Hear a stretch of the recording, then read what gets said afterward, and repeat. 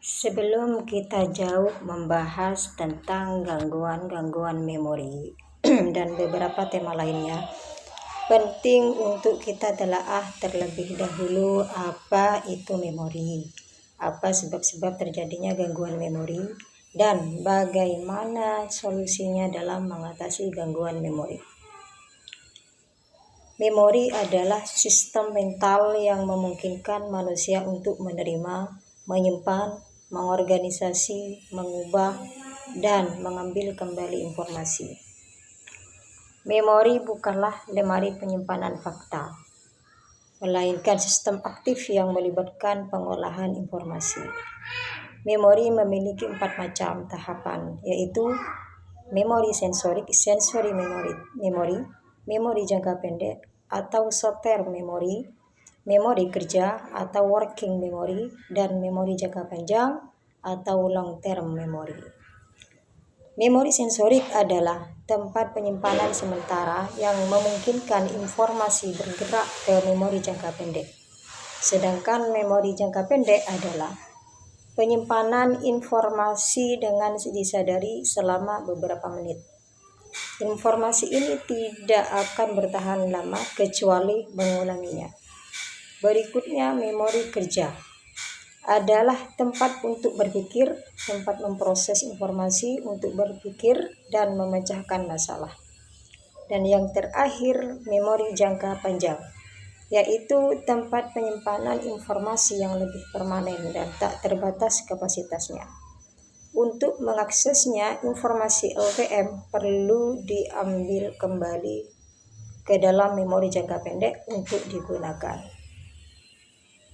Lalu, apa penyebab dan gangguan memori ini?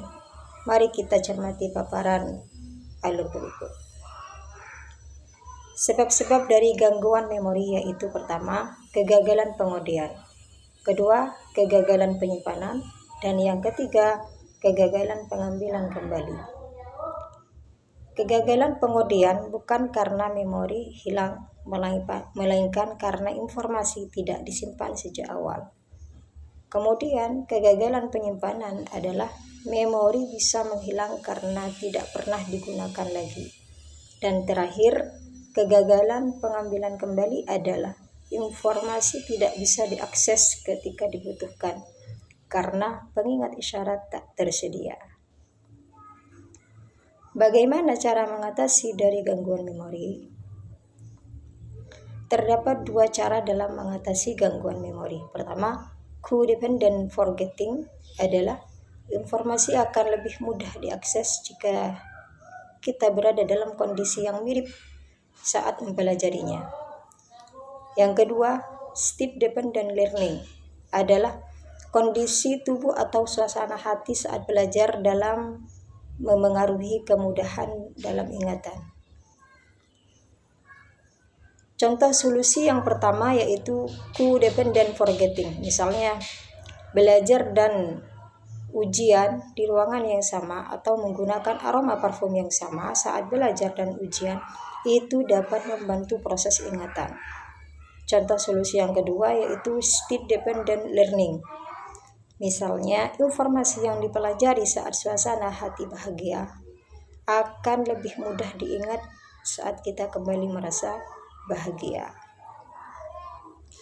Setelah kita mencermati konsep dasar memori beserta sebab-sebab gangguannya, maka kita dapat menemukan bahwa agar memori kita tetap selalu kuat dan mudah untuk diretrieve, pertama, saat pengundian harus dilakukan dalam keadaan sadar, sehingga ia dapat mengidentifikasi dan memahami pemaknaannya.